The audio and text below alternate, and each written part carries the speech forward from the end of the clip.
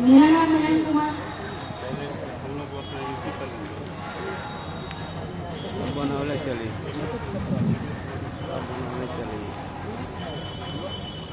यही तो काम करे सब डाल दिए हमारे क्षेत्र का मतलब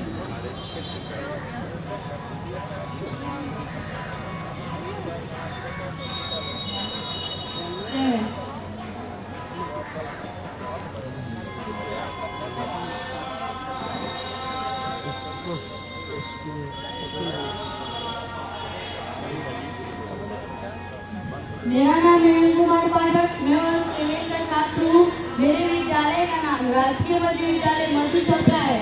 मैंने पीवीएल के तहत एक प्रोजेक्ट बनाया हूँ जिसका नाम है हमारे क्षेत्र का नक्शा। और प्रमुख सवाल है, क्या आप ज्यामितीय आकृतियों का प्रयोग करके अपने क्षेत्र का नक्शा बना सकते हैं? और इसका पहला लर्निंग आउटकम यह है कि क्या आप अपने वातावरण में ज्यामितीय आकृतियों को पहचानते हैं? और दूसरा लर्निंग आउटकम यह है कि क्या आप सीधी रेखा पर समानांतर रेखा के कोणों के युग्मों को पहचानते हैं? इसी के आधार पर मैंने इस प्रोजेक्ट को तैयार किया हूँ। सबसे पहले तो मैं अपने गांव का भ्रमण किया हूँ और ऊपर में होता है उत्तर, नीचे में होता है दक्षिण और इधर होता है पूरब और इधर होता है पश्चिम। मैं अपने घर की छत को देखा तो वह विषमबाहु त्रिभुज के आकार का था। जिसकी तीनों भुजाएं अलग अलग माप की होती है। उसके बाद से मैं और आगे चला तो मुझे एक पेड़ दिखाई दिया। वहाँ से सूर्य का प्रकाश रोड पे पड़ रहा था तो वहाँ असेंबली कोड बन रहा था जिसमें 3 स्कूल से पहला तो उभयनिष्ठ शीर्ष होना चाहिए, यहाँ पर उभयनिष्ठ शीर्ष है। और दूसरा की उभयनिष्ठ भुजा होना चाहिए और यह उभयनिष्ठ भुजा बन रही है। ये दोनों में मिल रही है एक ही किरण होके। और एक उभयनिष्ठ भुजा के दोनों तरफ होना चाहिए, इसलिए ये असेंबली कोड है। इसके बाद मैं इसको ध्यान से देखा तो इसमें पूरा कोड भी बन रहा था। इधर 50 डिग्री और इधर 40 डिग्री हो रहा था, जिसको जोड़ने पर 90 डिग्री हो रहा था। तो इससे पूरा कोड का निर्माण हो रहा था। तो इसके बाद से तो मेरे दोस्त ने एक केक दिखा जो कि अधिकोण त्रिभुजा की आकृति का था, जिसकी एक कोण 120 डिग्री का होता है, मतलब कि 90 डिग्री से ज्यादा और 180 डिग्री से कौन सा ब्लॉक है? उसके बाद से मैं और ऊपर आया तो मुझे पचरुखिया है ना।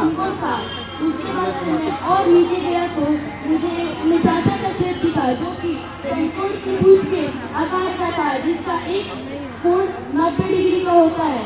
उसके बाद से मेरे गांव में एक मंदिर था जिसके ऊपर छत को देखा तो समबाहु त्रिभुज की आकृति था, जिससे तीनों भुजाएं की माप बराबर होती है।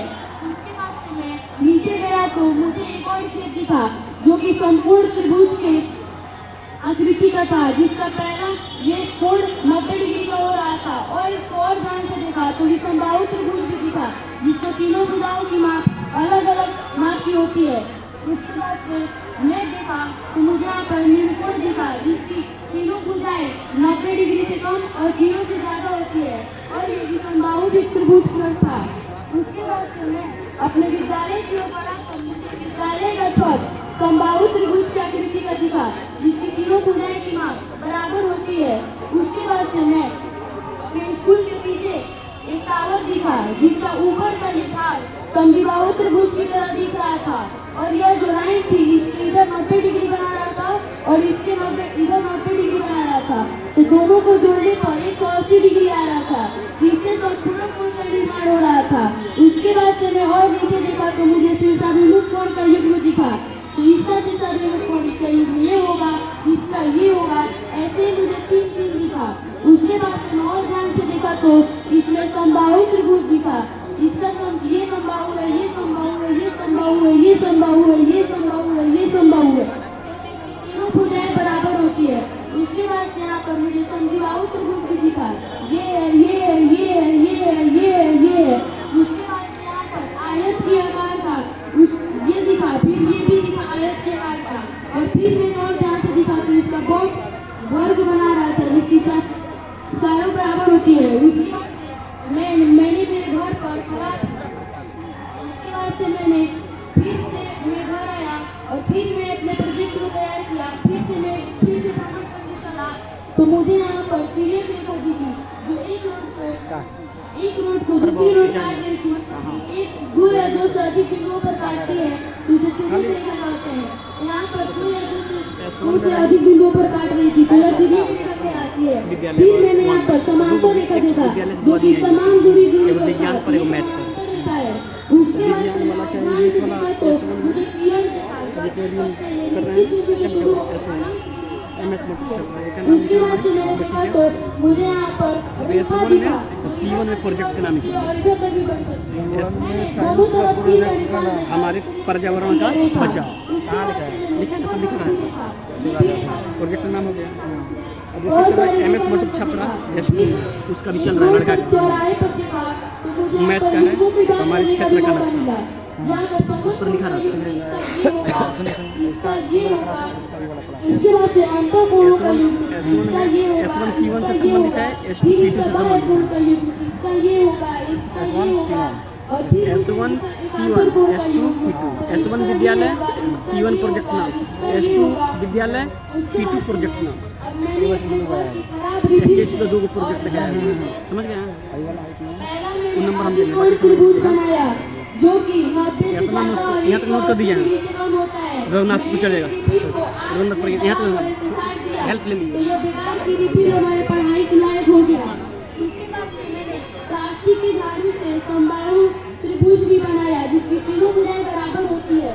उसके बाद से मैंने यहाँ पर समद्विबाहु त्रिभुज भी बनाया इसको यहाँ से जला कर भी बनाया जिसकी 2 भुजाएं बराबर होती है। और यहाँ पर मैंने समकोण त्रिभुज भी बनाया जो कि 90 डिग्री यहाँ पर बना रही थी। उसके बाद से मैंने मेरे घर पे झाड़ू रखा था तो मैंने उससे पहले तो मैंने इसको नाप लिया और फिर इसको नाप लिया फिर इसको बंद करना 2 मिनट उधर अनाउंसमेंट करेंगे तो यह समद्विबाहु त्रिभुज बन गया। और फिर मैंने इसको करके ऐसे करके नाप लिया और फिर इसको ऐसे कर दिया तो ये समबाहु त्रिभुज बन गया। फिर इसे ऐसे कर दिया तो अधिकोण त्रिभुज बन गया फिर मैंने ऐसे कर दिया तो विषमबाहु त्रिभुज बन गया। फिर मैंने घर बैठे बैठे ये सोचा कि पूरक और संपूरक का तो हम गेम भी खेल सकते हैं तो मैंने पूरक संपूरक का गेम भी दिखाना चाहता हूँ। सबसे पहले पूरक की बात करूँ तो पूरक को इसे कहते हैं जब 2 कोणों का योग 90 डिग्री होता है तो वह एक दूसरे का पूरक कोण कहलाता है। तो मैंने सबसे पहले आप सभी के सामने पूरक कोण का गेम दिखाने जा रहा हूँ। मैं तुम्हारा पूरक कोण 50 डिग्री होगा तो तुम मेरे मैं तुम्हारा पूरक कोण 40 डिग्री मैं तुम्हारा पूरक कोण 80 डिग्री होगा तो तुम मेरे पूरक कोण कितने डिग्री मैं तुम्हारा पूरा कोण 10 डिग्री होंगी मैं तुम्हारा पूरा कोण 20 डिग्री होगा तो तुम मेरा पूरा कोण कितना डिग्री होगा मैं तुम्हारा पूरा कोण 70 डिग्री हूँ। अब मैं संपूरक कोण की बात करूँ तो जब 2 कोणों का योग 180 डिग्री होता है तो वह एक दूसरे का संपूरक कोण कहलाता है।